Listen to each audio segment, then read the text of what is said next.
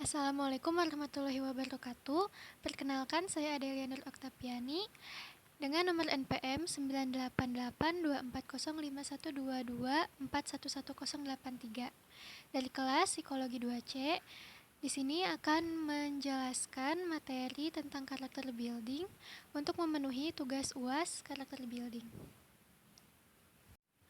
Baik, jadi di materi yang pertama kita akan membahas tentang keteguhan dan kegigihan. Yang pertama ada keteguhan atau resilience adalah kemampuan seseorang untuk bangkit kembali setelah mengalami kegagalan, kesulitan, atau penderitaan. Keteguhan melibatkan kemampuan untuk mengatasi tekanan, menghadapi tantangan, dan pulih dari pengalaman yang sulit. Nah, beberapa poin penting tentang keteguhan adalah sebagai berikut. Yang pertama, kemampuan untuk menyesuaikan diri dan beradaptasi dengan perubahan. Yang kedua, daya tahan mental, emosional, dan fisik yang kuat. Yang ketiga, kemampuan untuk membangun hubungan yang sehat dan mendapatkan dukungan sosial. Yang ketiga, keyakinan diri dan optimisme dalam menghadapi situasi sulit.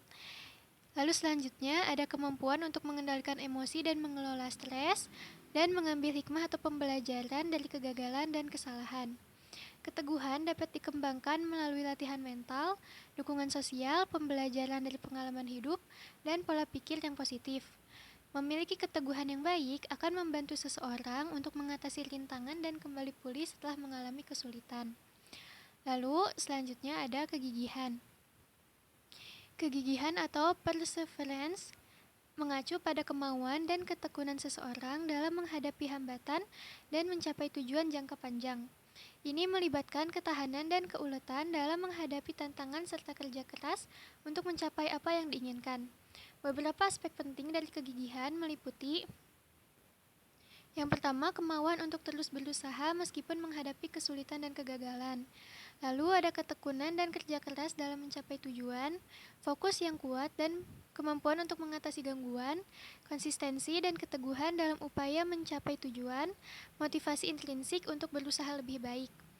Kegigihan adalah kualitas yang penting dalam meraih kesuksesan dalam berbagai bidang kehidupan, baik itu pendidikan, karir, olahraga, atau proyek-proyek pribadi. Dengan memiliki kegigihan, seseorang dapat melampaui hambatan dan mengatasi rintangan yang mungkin muncul dalam perjalanan menuju tujuan mereka. Keteguhan dan kegigihan ini saling berkaitan, karena keduanya melibatkan ketahanan dan ketekunan dalam menghadapi kesulitan. Keteguhan membantu seseorang untuk memulihkan diri setelah mengalami kegagalan atau kesulitan, sementara kegigihan memberikan dukungan untuk terus berusaha mencapai tujuan. Keduanya merupakan kualitas yang penting yang dapat membantu seseorang meraih kesuksesan dan merespon dengan baik terhadap rintangan atau tantangan hidup. Selanjutnya, ada beberapa tokoh yang terkenal memiliki keteguhan dan kegigihan.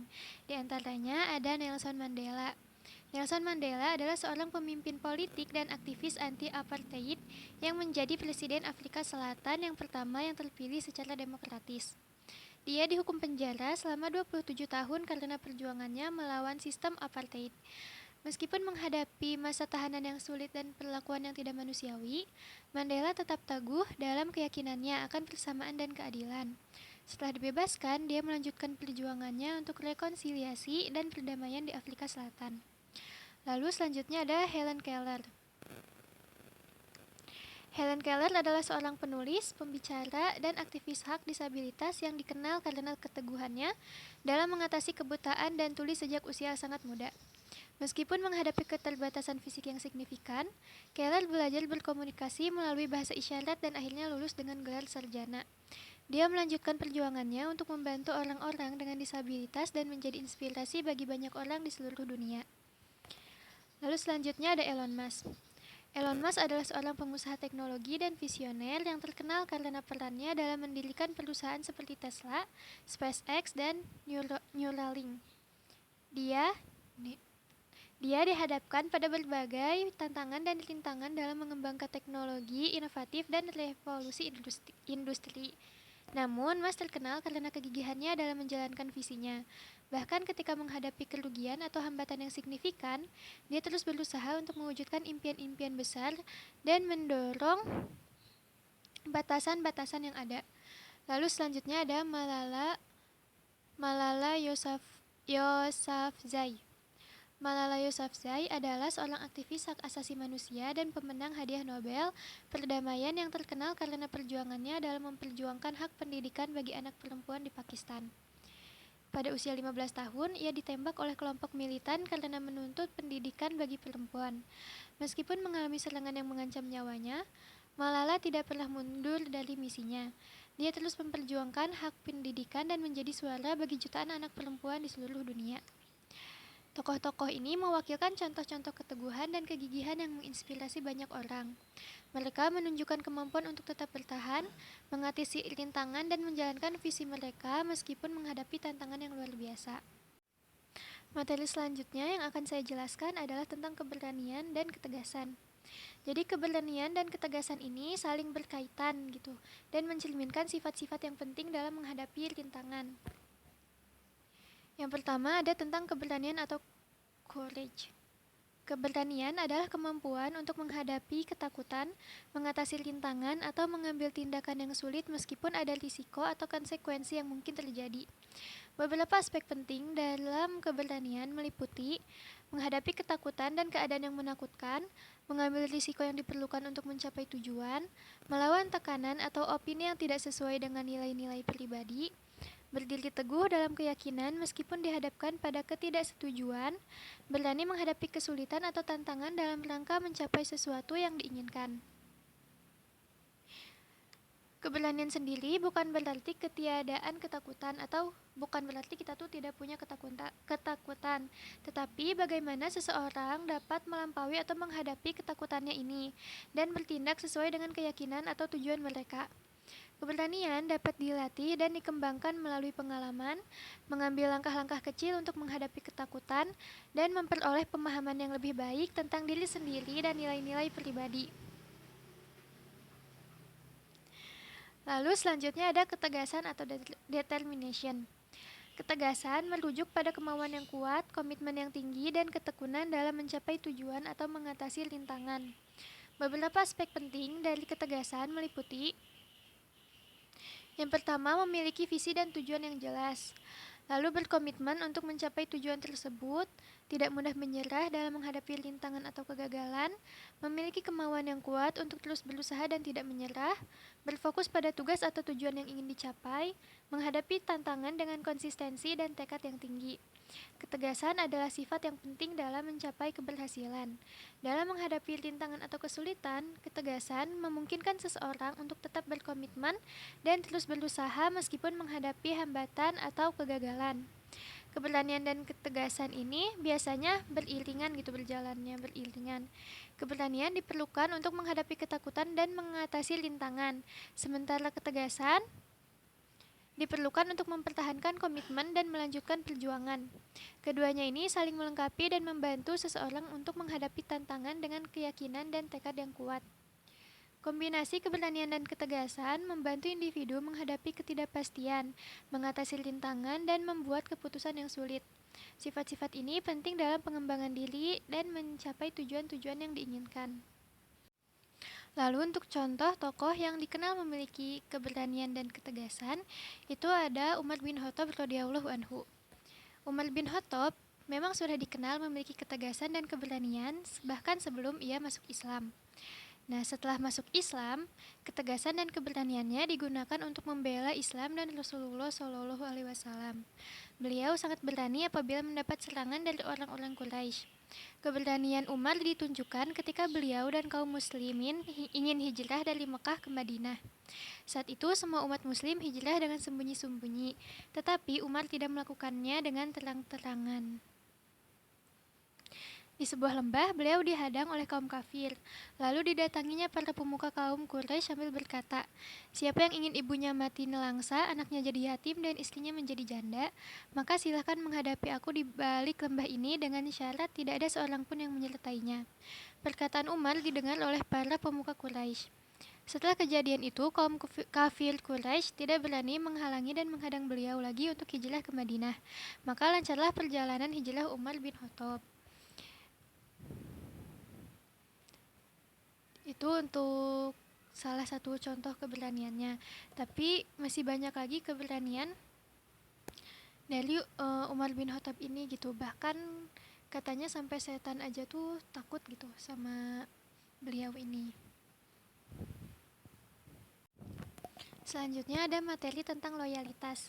Jadi loyalitas atau lebih sering dikenal dengan kesetiaan adalah sifat atau sikap, komitmen, dan kesetiaan terhadap individu, kelompok, organisasi, atau nilai-nilai tertentu. Nah, ada beberapa jenis-jenis loyalitas atau kesetiaan. Di antaranya ada kesetiaan terhadap nilai dan prinsip. Loyalitas melibatkan komitmen yang kuat terhadap nilai-nilai, prinsip, atau keyakinan yang diyakini oleh seseorang. Ini mencakup integritas moral dan konsistensi dalam bertindak sesuai dengan nilai-nilai yang dipegang teguh. Jadi orang ini tuh setia terhadap nilai dan prinsip yang dia punya. Terus ada kesetiaan terhadap individu atau hubungan. Loyalitas dapat ditunjukkan melalui kesetiaan terhadap individu seperti keluarga, teman, atau mitra hidup. Ini melibatkan kehadiran, dukungan, dan kepercayaan yang konsisten dalam menjaga hubungan tersebut. Nah, kalau kesetiaan tadi kan lebih ke antara kesetiaan dari diri sendiri terhadap prinsip yang kita punya kan, yang kita sendiri punya. Nah, kalau yang kedua ini jadi antar individu gitu, dari kita dengan individu lain. Terus ada kesetiaan terhadap organisasi atau perusahaan. Loyalitas juga dapat terkait dengan kesetiaan terhadap organisasi atau perusahaan di mana seseorang bekerja atau terlibat. Ini mencakup dedikasi dalam melaksanakan tugas, menjaga rahasia perusahaan, dan berkontribusi secara positif untuk kemajuan organisasi. Jadi bisa kayak kita mengabdi gitu kepada organisasi atau perusahaan di mana tempat kita berada atau bekerja. Terus ada kesetiaan terhadap komunitas atau bangsa. Loyalitas juga dapat diberikan kepada komunitas atau bangsa. Ini melibatkan kepedulian dan kontribusi aktif terhadap kesejahteraan masyarakat atau kemajuan negara dalam rangka mencapai tujuan bersama. Lalu selanjutnya ada loyalitas sebagai timbal balik. Loyalitas seringkali timbal balik dan didasarkan pada saling percaya. Ketika seseorang merasa dihargai, dihormati, dan diperlakukan dengan baik, mereka cenderung lebih loyal terhadap individu, kelompok, atau organisasi yang mereka hadapi. Lalu ada tantangan loyalitas. Tantangan dalam menjaga loyalitas terkadang muncul ketika nilai-nilai atau kepentingan yang berbeda-beda bertentangan. Dalam situasi seperti itu, seseorang harus berusaha untuk menjaga kesetiaan dengan cara yang adil dan mempertimbangkan dampaknya pada semua pihak yang terlibat. Loyalitas memiliki peran penting dalam hubungan personal, kelompok, dan profesional. Hal ini menciptakan kepercayaan, stabilitas, dan ikatan yang kuat antara individu, organisasi, dan komunitas. Loyalitas yang kuat memungkinkan kerjasama yang efektif dan berkelanjutan dan hubungan yang saling menguntungkan. Nah, selanjutnya gimana sih caranya kita untuk membangun loyalitas? Di sini ada beberapa cara untuk membangun loyalitas. Yang pertama, berikan layanan dan produk berkualitas. Membangun loyalitas dimulai dengan menyediakan produk atau layanan berkualitas tinggi kepada pelanggan atau anggota organisasi. Pastikan bahwa apa yang Anda tawarkan memenuhi atau melebihi harapan mereka. Dengan memberikan pengalaman positif, pelanggan atau anggota akan merasa puas dan cenderung tetap setia. Yang kedua, meningkatkan keterlibatan dan interaksi.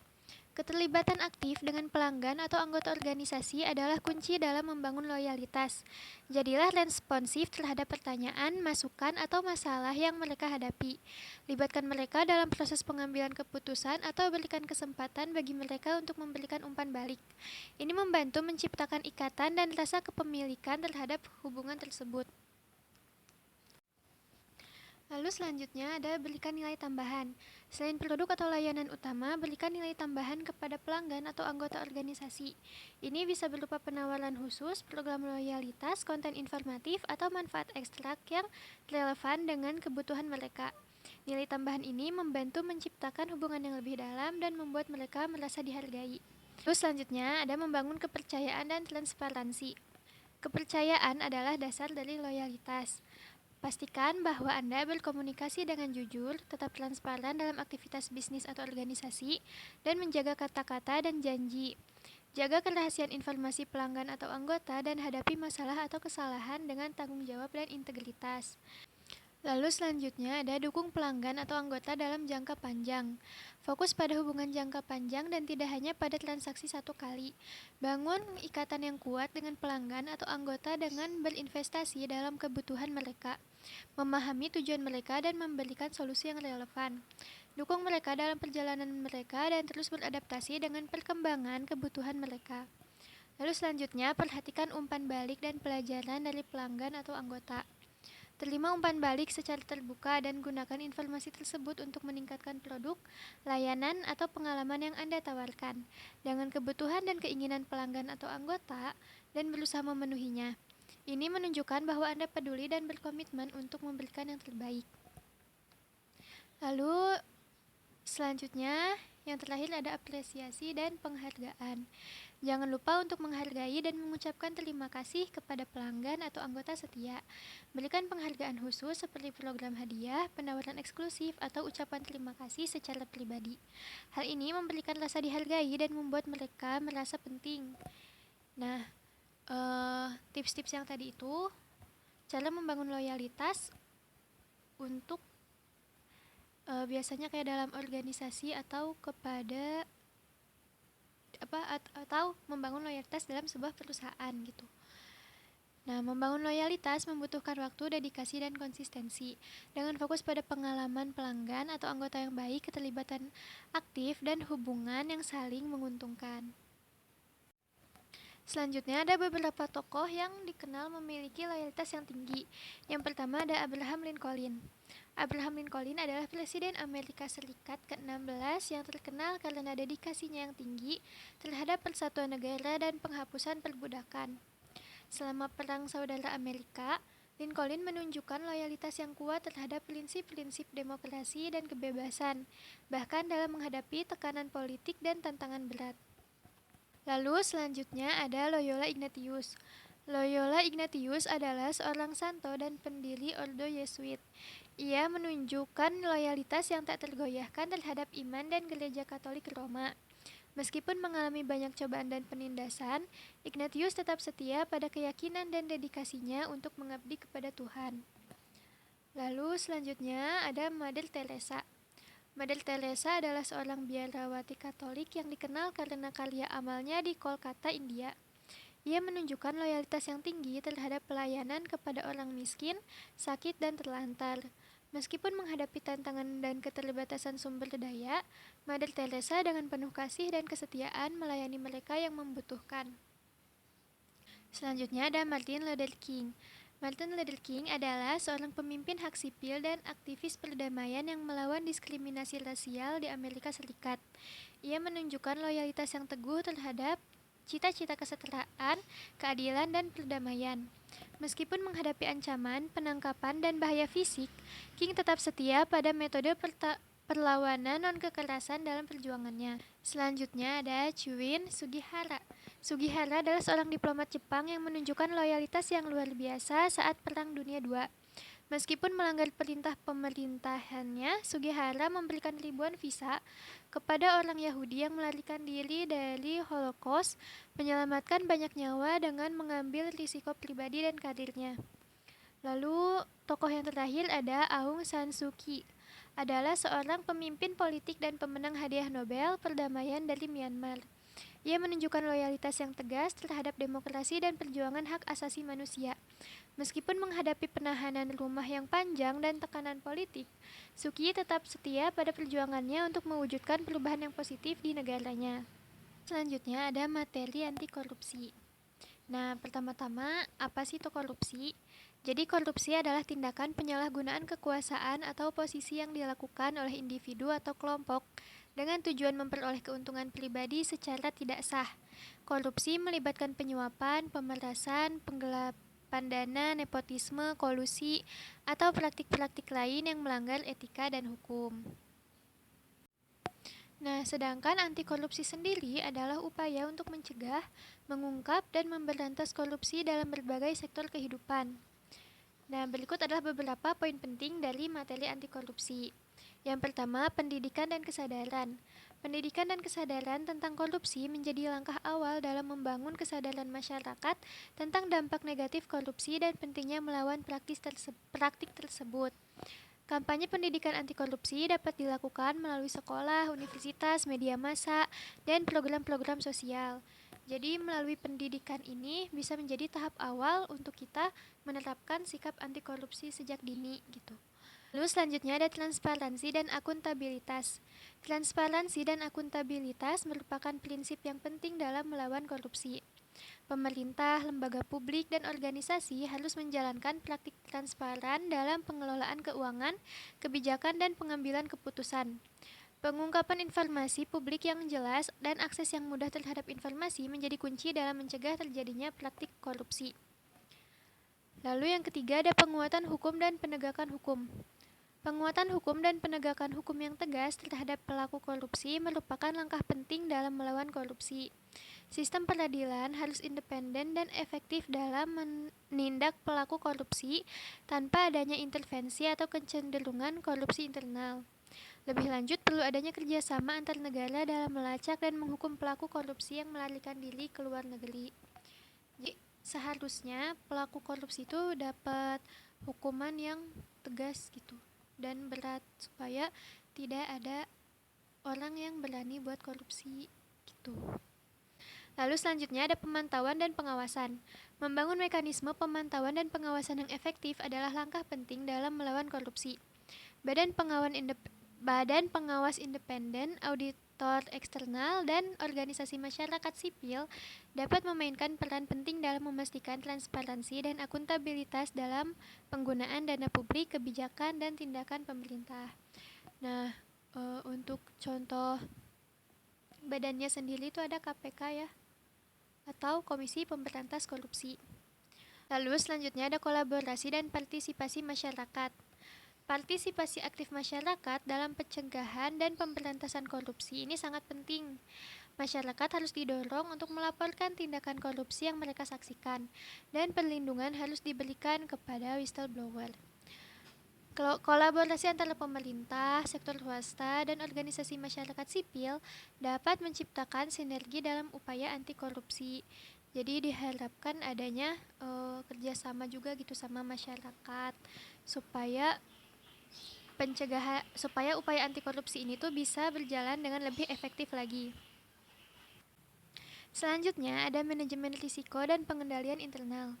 Organisasi dan perusahaan harus memiliki sistem manajemen risiko dan pengendalian internal yang kuat.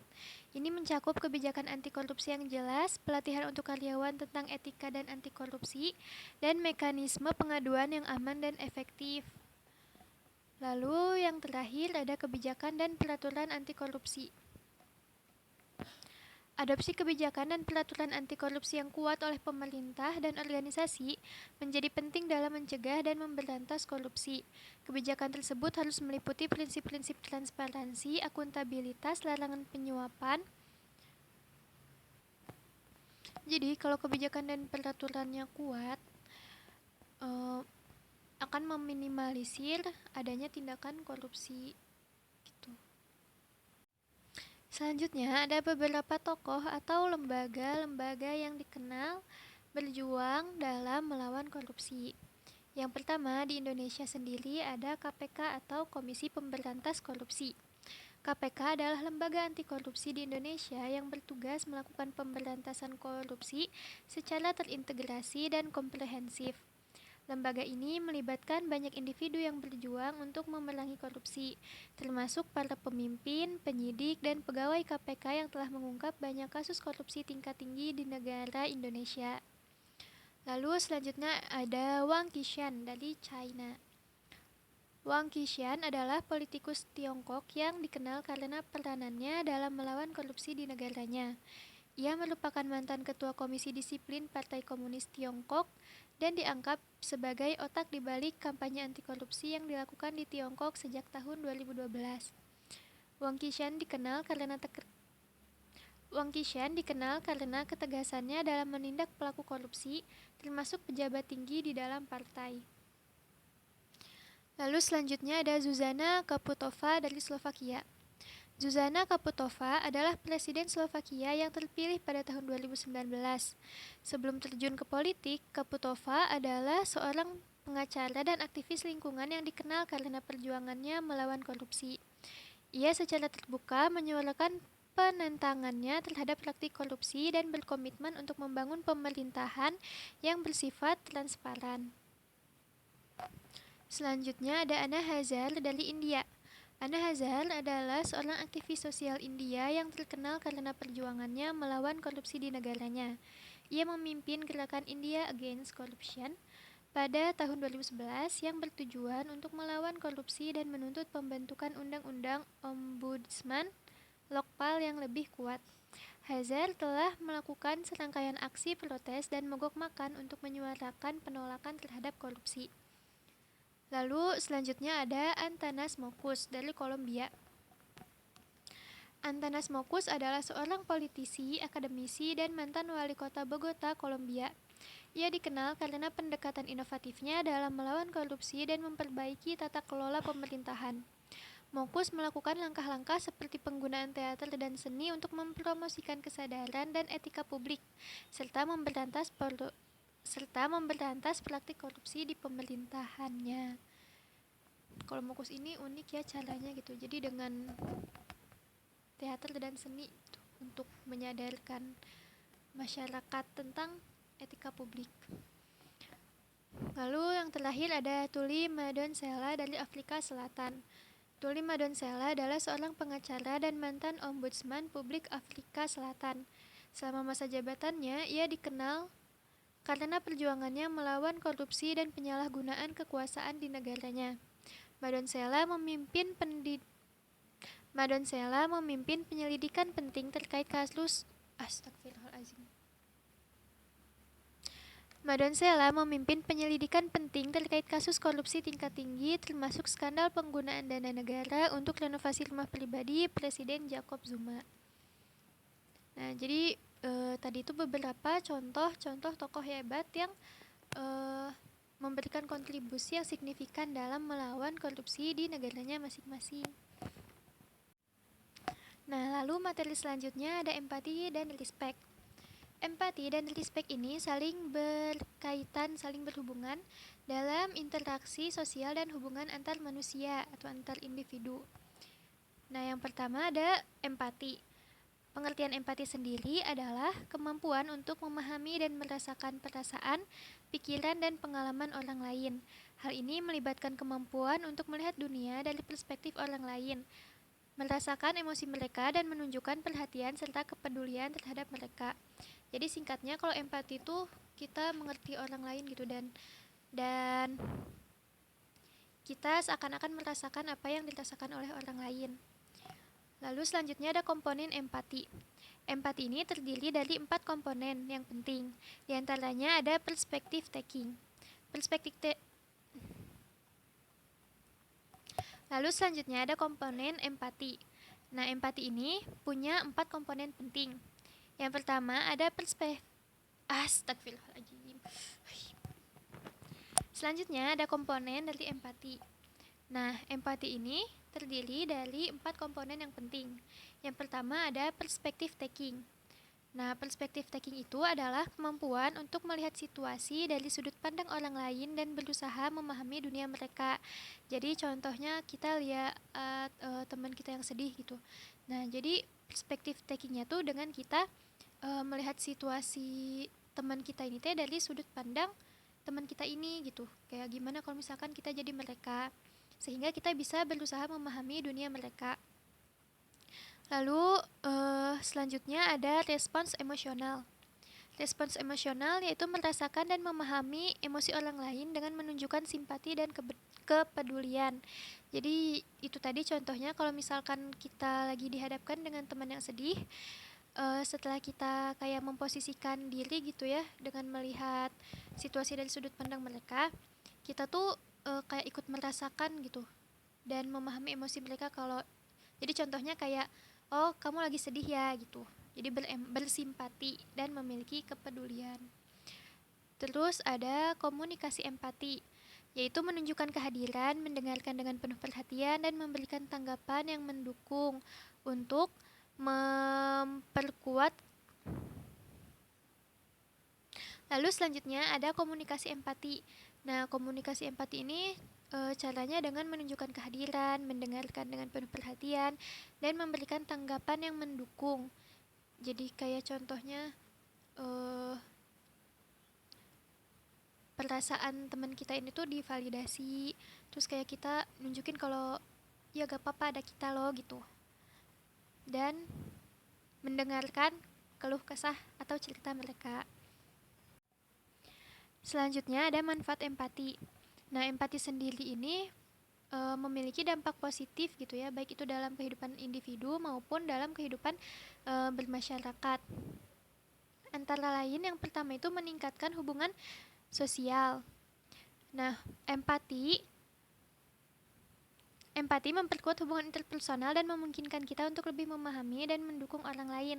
Kenapa bisa kayak gitu? Karena dengan kita saling memahami dan saling memberikan dukungan dengan orang lain, hubungan kita tuh secara sadar tidak sadar pasti akan jadi lebih menguat gitu dengan orang lain. Terus yang kedua ada meningkatkan pemahaman lintas budaya. Dengan berlatih empati, kita dapat memahami keberagaman budaya dan mengurangi prasangka serta diskriminasi. Karena tadi itu empati itu kan mengajarkan kita untuk mengerti gitu, mengerti dan memahami dari sudut pandang orang lain gitu. Jadi jadi kita tuh tidak akan berprasangka buruk gitu, serta tidak akan mendiskriminasi orang lain. Lalu selanjutnya ada meningkatkan keterampilan kepemimpinan. Kepemimpinan yang berdasarkan empati cenderung lebih efektif karena pemimpin dapat memahami kebutuhan dan memotivasi anggota tim. Lalu ada manfaat yang keempat, ada mengurangi konflik. Empati membantu mengurangi konflik dan mempromosikan resolusi yang lebih baik melalui pemahaman dan komunikasi yang lebih baik. Lalu selanjutnya ada pengertian respect.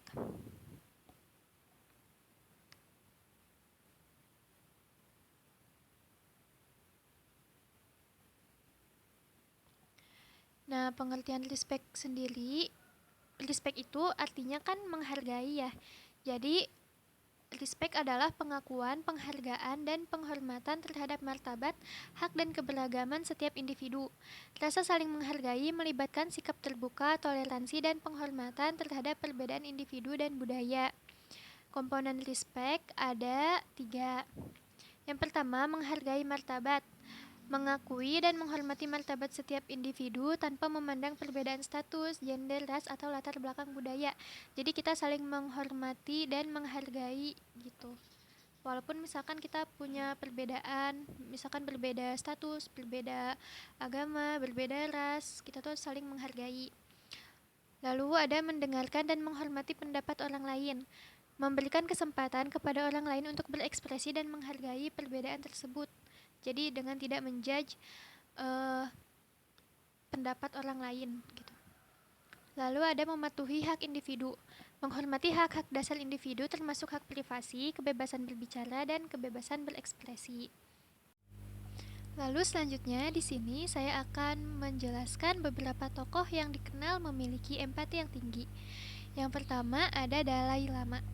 Dalai Lama merupakan kepala spiritual Tibet, dikenal karena empati dan kebaik-hatiannya yang mendalam. Ia memperjuangkan perdamaian, keadilan, dan kebebasan serta berusaha meringankan penderitaan orang lain melalui ajaran-ajarannya. Lalu yang kedua, yang paling fenomenal ada Princess Diana. Princess Diana adalah mantan istri Pangeran Charles dari Inggris. Dikenal sebagai Ratu Hati karena empati dan kepeduliannya terhadap orang-orang yang kurang beruntung. Ia banyak berkontribusi dalam mendukung kampanye amal dan pekerjaan sosial untuk anak-anak, penderita AIDS, dan orang-orang yang terkena dampak konflik. Lalu selanjutnya ada Fleet Rogers.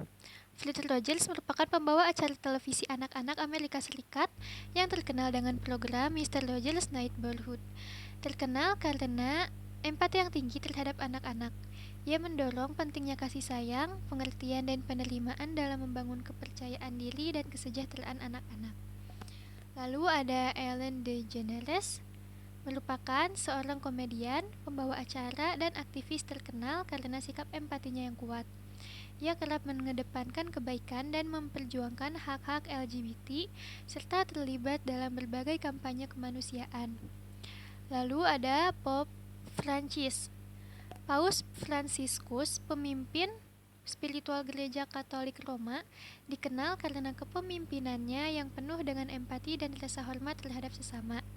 Ia sering mengunjungi dan memperhatikan orang-orang yang menderita, termasuk mereka yang terlantar, pengungsi, dan korban bencana alam. Setiap tokoh ini menunjukkan empati yang tinggi dalam tindakan dan kata-kata mereka, dan mereka telah memberikan kontribusi yang signifikan dalam meringankan penderitaan dan meningkatkan kehidupan orang lain. Lalu ada contoh tokoh-tokoh yang terkenal karena memiliki respek yang tinggi terhadap orang lain. Yang pertama ada Nelson Mandela. Nelson Mandela merupakan mantan Presiden Afrika Selatan dan pejuang anti-apartheid. Terkenal karena sifat yang penuh hormat terhadap semua orang, terlepas dari ras, suku, atau latar belakang mereka. Ia mempromosikan rekonsiliasi dan persatuan nasional dan menunjukkan sikap penghormatan yang kuat bahkan terhadap lawan politiknya. Lalu ada Ruth Bader Ginsburg. Ruth Bader Ginsburg adalah seorang hakim Mahkamah Agung Amerika Serikat yang sangat dihormati. Ia dikenal karena sikapnya yang adil dan penghormatannya terhadap proses hukum serta pendapat orang lain. Ginsburg selalu memperjuangkan kesetaraan gender dan hak-hak sipil dan membangun reputasi sebagai seorang hakim yang memperlakukan semua pihak dengan penghargaan yang tinggi. Lalu ada Malala Yousafzai. Malala adalah aktivis pendidikan dari Pakistan dan penerima hadiah Nobel Perdamaian. Menginspirasi banyak orang dengan sikap hormatnya terhadap pendidikan dan hak-hak manusia. Meskipun menghadapi ancaman dan kekerasan, ia terus memperjuangkan pendidikan bagi anak-anak, terutama anak perempuan di seluruh dunia. Lalu ada Kofi Annan. Kofi Annan adalah mantan sekretaris jenderal Perserikatan Bangsa-Bangsa yang sangat dihormati. Ia terkenal karena kebijaksanaannya, kemampuannya untuk berdialog, dan sikap penghormatan yang ia tunjukkan terhadap semua negara dan pemimpin dunia. Annan bekerja untuk mencapai perdamaian dan keadilan global dan selalu berupaya membangun hubungan yang saling menghormati di antara semua anggota PBB. Lalu ada Michelle Obama. Michelle Obama adalah mantan ibu negara yang dikenal sebagai Lalu selanjutnya ada Michelle Obama. Michelle Obama merupakan mantan ibu negara Amerika Serikat, dikenal karena sikap penghormatannya terhadap individu-individu dari berbagai latar belakang. Ia mempromosikan pentingnya dialog yang berpusat pada kesamaan, menghargai keberagaman, dan menghormati pandangan orang lain. Michelle Obama juga berfokus pada isu-isu seperti kesehatan dan pendidikan, sambil terus memperjuangkan kesetaraan dan kesempatan bagi semua orang. Tokoh-tokoh tersebut telah mengilhami banyak orang melalui sikap mereka yang penuh hormat dan penghargaan terhadap orang lain, dan mereka telah memberikan kontribusi yang signifikan dalam memajukan kesetaraan, perdamaian, dan keadilan di dunia. Selanjutnya ada materi tentang konflik manajemen atau manajemen konflik. Manajemen konflik sendiri adalah proses mengelola konflik dengan cara yang efektif dan konstruktif. Ini melibatkan mengidentifikasi, menganalisis, dan mengatasi perbedaan pendapat, kepentingan, atau tujuan yang mungkin timbul antar individu, kelompok, atau entitas yang berbeda. Berikut adalah beberapa materi tentang manajemen konflik. Yang pertama, pengertian konflik. Materi ini membahas pengertian konflik, sumber-sumber konflik, dan jenis-jenis konflik yang mungkin terjadi dalam konteks organisasi atau hubungan antar pribadi. Hal ini membantu untuk memahami latar belakang konflik dan mengapa konflik itu terjadi. Lalu selanjutnya, mengidentifikasi dan analisis konflik. Materi ini membahas langkah-langkah dalam mengidentifikasi konflik, termasuk mengenali gejala dan tanda-tanda konflik yang muncul. Selain itu, materi ini juga membahas analisis konflik yang melibatkan pemahaman mendalam tentang sumber dan akar penyebab konflik. Lalu ada pendekatan dalam manajemen konflik. Materi ini membahas berbagai pendekatan yang dapat digunakan dalam manajemen konflik. Ini termasuk pendekatan kolaboratif, kompetitif, menghindari akomodatif, dan kompromi. Setiap pendekatan memiliki kebutuhan dan Setiap pendekatan memiliki kelebihan dan kelemahan sendiri dan penting untuk memilih pendekatan yang sesuai dengan situasi konflik yang ada. Lalu ada teknik penyelesaian konflik. Nah, yang termasuk teknik dari strategi untuk menyelesaikan konflik ini adalah komunikasi yang efektif, negosiasi, mediasi, arbitrase, dan kolaborasi. Materi ini menyoroti pentingnya mendengarkan, mengelola emosi, dan mencari solusi win-win atau win-win solution dalam menyelesaikan konflik. Lalu keterampilan manajemen konflik. Materi ini fokus pada keterampilan yang diperlukan untuk menjadi seorang manajer konflik yang efektif. Ini meliputi kemampuan komunikasi yang baik, kemampuan mengelola emosi, kemampuan pemecahan masalah, dan kemampuan memfasilitasi dialog konstruktif antara pihak yang terlibat dalam konflik. Lalu ada pembangunan resolusi dan rekonsiliasi. Materi ini membahas pentingnya membangun resolusi yang berkelanjutan dan rekonsiliasi setelah konflik. Ini melibatkan memperbaiki hubungan, membangun kepercayaan kembali, dan menciptakan lingkungan yang mendukung kerjasama dan harmoni. Materi-materi ini dapat membantu individu atau organisasi untuk memahami dan mengelola konflik dengan lebih baik. Dalam manajemen konflik, penting untuk mengedepankan pendekatan yang konstruktif, menghargai perbedaan, dan mencari solusi yang menguntungkan semua pihak yang terlibat. Jadi intinya, karena manajemen konflik itu adalah proses kita mengelola konflik dengan cara yang efektif dan konstruktif. Jadi dalam proses manajemen konflik itu yang pertama kita harus memahami si konfliknya itu tuh apa gitu, apa masalah yang sedang kita hadapi. Lalu setelah kita tahu gitu ya si konfliknya, baru kita identifikasi dan kita analisis konflik tersebut. Lalu setelah diidentifikasi dan dianalisis, kita berusaha mencari cara untuk mengatasi si konflik ini gitu dengan cara pendekatan dalam manajemen konflik ini yang pendekatan ini tuh bisa secara kolaboratif, kompetitif, akomodatif atau kompromi. Lalu juga bisa dengan cara teknik penyelesaian konflik. Nah, teknik ini seperti yang tadi udah dijelaskan itu bisa berupa komunikasi yang efektif, negosiasi, mediasi, arbitrase, dan kolaborasi. Juga bisa dengan cara mendengarkan, mengelola emosi, dan mencari win-win solution gitu untuk menyelesaikan konfliknya. Begitu.